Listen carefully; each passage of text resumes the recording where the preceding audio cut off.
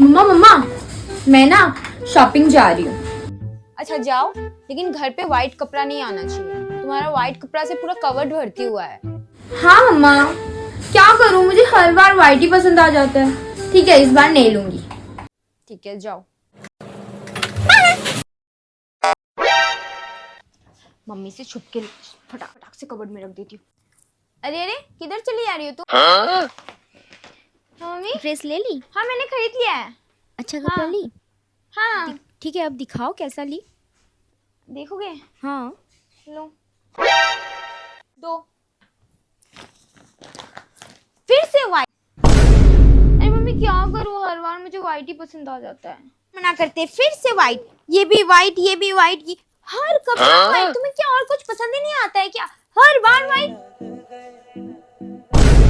ठीक है नेक्स्ट बार नहीं लूंगी। तुम नहीं